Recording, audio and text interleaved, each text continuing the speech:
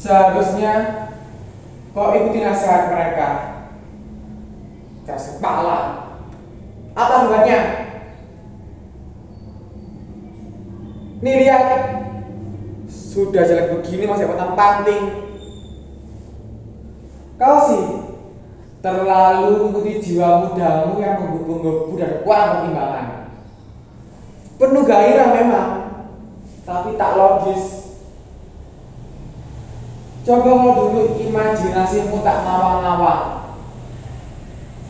tak akan sesulit ini keadaan sekarang. Apa? Salahku? Enak saja ngomong. Kau paling milih semua ini, sok puitis, sok romantis, sok beda dari yang lain, terlalu percaya pada fiksi, puisi. Gayamu seperti sekali berdunia. Estetika. Lihat. Kau pikir semua ini bisa membantumu untuk meraih apa yang kamu impikan?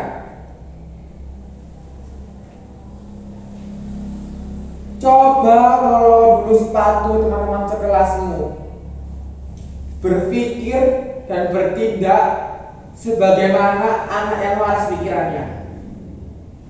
Sekolah dengan baik, hidup dengan tertib, menggembala diri supaya bisa menguasai di bidang yang lebih bernilai guna dan tentunya mendapatkan pekerjaan yang layak.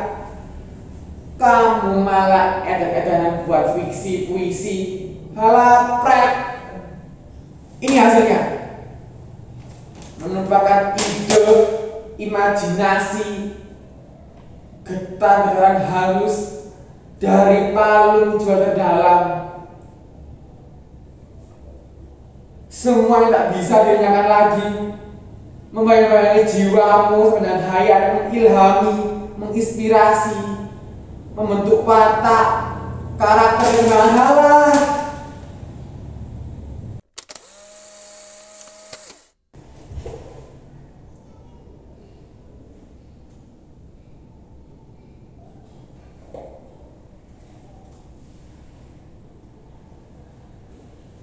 Seperti anak-anak laki lain di kampung ini,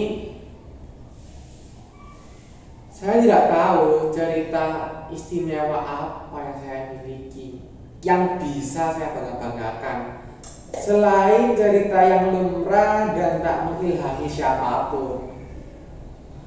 Tapi sejak guru bahasa Indonesia kami menunjukkan sebuah puisi yang sangat bagus dan indah, entah mengapa saya merasa seperti ada yang dituangkan ke dalam kepala dan dada saya yang membuat semuanya terasa berbeda. Dan saya merasa seperti ada bimbingan kekuatan dari dalam tubuh saya yang tak bisa dijelaskan dengan kata-kata. Saya tak benci pelajaran lain, tapi saya cinta dengan puisi, dengan novel dari pengarang di negeri ini maupun dunia, musik, teater, lukisan, tari, dan semua karya di dalamnya yang tak habis saya kagumi. Tapi lalu teman-teman saya menganggap saya sok tua sebelum waktunya, gak matching sama umur, sok berat, seniman anakan, dan gelar lainnya yang saya terima. Teman-teman saya tidak mengucilkan saya. Mereka hanya mengolok-olok saya, lalu tertawa dengan puas, dan saya senang dengan hal itu. Karena setidaknya saya membuat mereka bahagia.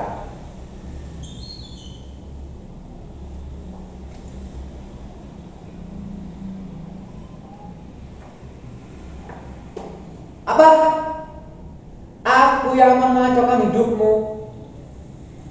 Aku yang akan mendapatkan nasib yang selalu kau keluhkan itu. Hei bujang, kau bujang apa sudah kuat? Waduh, sudahlah. Apapun itu dengarkan saya. Di usia seperti saya sekarang, setiap orang berhak memilih sebuah pilihan dan berhak menjalani hidup yang dia pilih, dan saya melakukannya, memilih. Saya tidak mau seperti orang lain yang hanya ikut-ikutan, yang menjalani hidup seolah-olah seperti warisan, yang hanya mengulurkan tangan lalu menerima yang apa diberikan.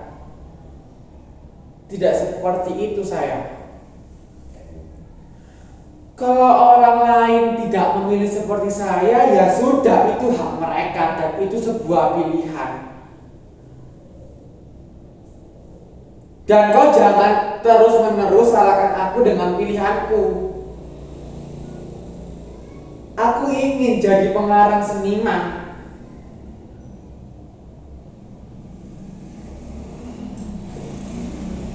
Dan itu my choice.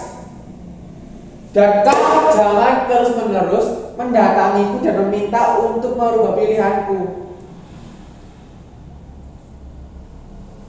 Tiada guna keluh. Berhentilah merengek. Biarkan aku beristirahat. Biarkan aku menjadi sempurna sebagai masa lalumu. Terima dan jalani hidupmu yang sekarang dengan berani. Teman-teman, mungkin profesi yang saya jalani ini tidak menjamin finansial yang cukup, atau tidak menjamin popularitas yang berlebih, atau tidak menjamin status yang membanggakan bagi keluarga. Tapi saya melakoninya. Saya tahu semua orang tidak ada yang mendukung saya, dan saya tahu semua orang tidak ada yang menghalangi saya karena saya keras kepala. Dan saya juga tahu mereka semua diam-diam mendoakan saya supaya saya gagal, dan mereka bisa mencibir lalu berkata bahwa pendapat mereka lah yang paling benar.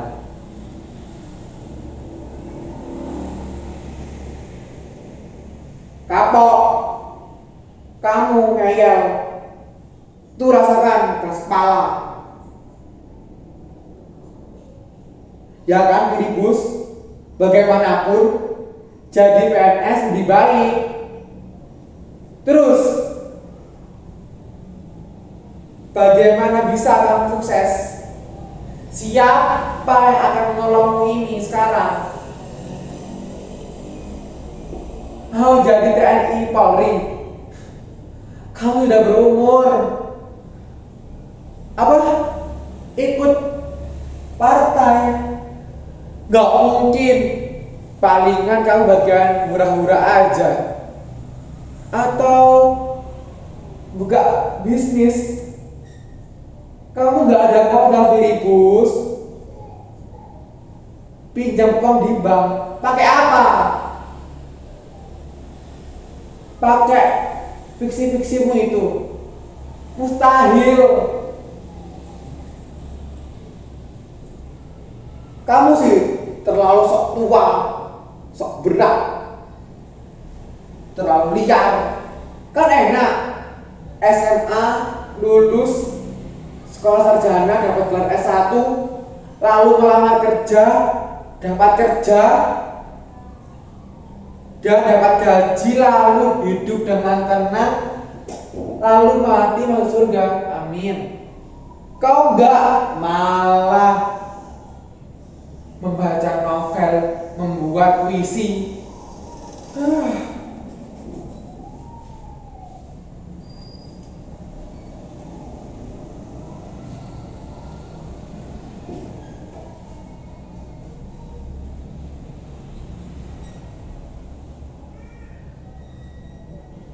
Liar? Saya tidak liar.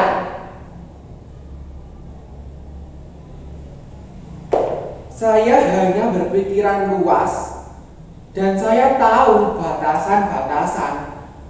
Mengapa orang yang berpikiran luas dianggap berbahaya dan dicurigai?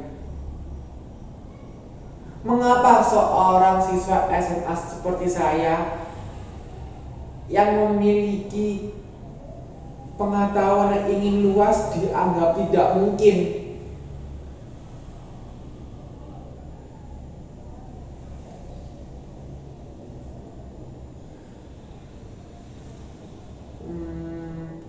Dan mengapa seorang seperti saya yang membaca novel lalu ikut terbawa suasana dianggap lebay, dianggap aneh? Dan mengapa seorang seperti saya yang melihat drama lalu nangis cengeng dianggap itu tidak wajar? Mengapa?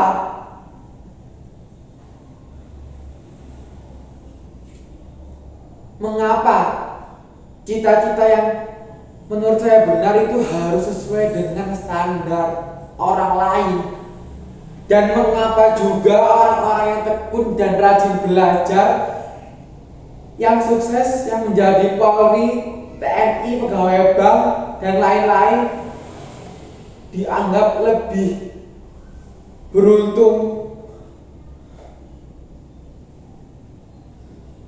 Apa salahnya seorang siswa SMA seperti saya yang membaca novel, yang mencintai fiksi, puisi, yang mencintai sastra, yang melihat drama, yang mendengarkan musik, melihat tari, seni tari, dan lain-lain, dianggap tidak wajar?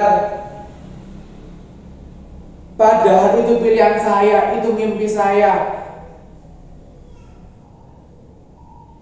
Mengapa orang-orang SMA tidak boleh berpikiran luas? Apakah siswa SMA hanya berpikiran remeh, dangkal, permukaan? Mengapa?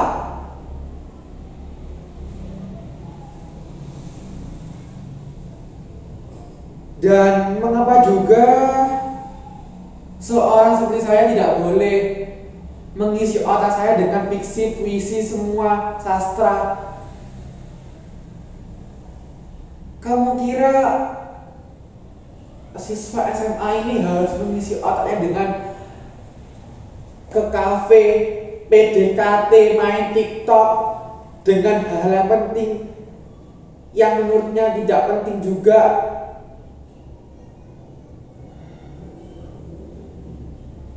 Apa salah saya? Saya hanya membaca buku, melihat tari, melihat drama, mendalami ilmu sastra dan puisi. Guru saya pernah bilang waktu dia keluar karena dia mengantongi gelar D3, sedangkan guru-guru lain di sekolah saya bergelar S1. Dia pernah membacakan sebuah puisi yang berjudul Jalan yang Tak Ditempuh oleh Robert Frost.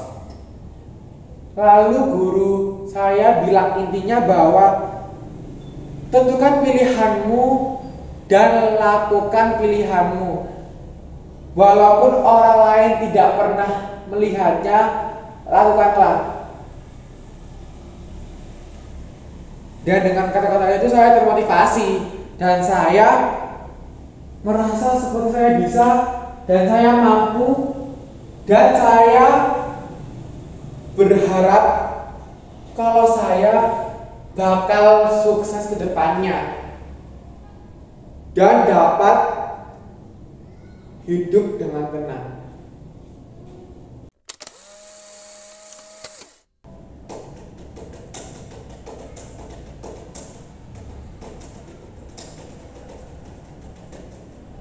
Saya sangat susah mendamaikan mereka berdua.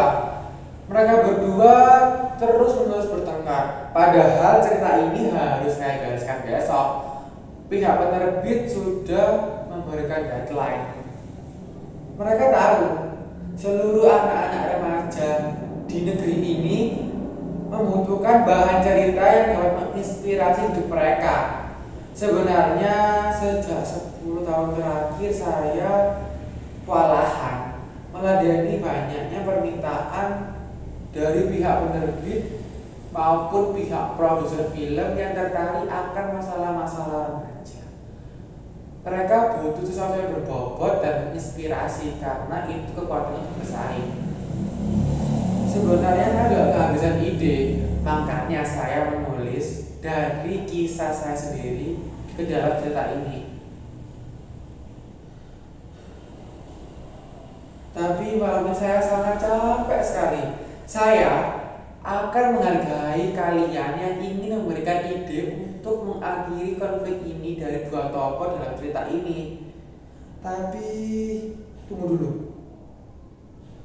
Sebelum Anda memberikan ide, saya mau permisi dulu karena anak saya yang lahir akan segera tidur dan saya harus membacakan untuk dia. Oke, permisi. Jangan rame ya, nanti mereka berdua datang dan bertengkar lagi. Oke, permisi.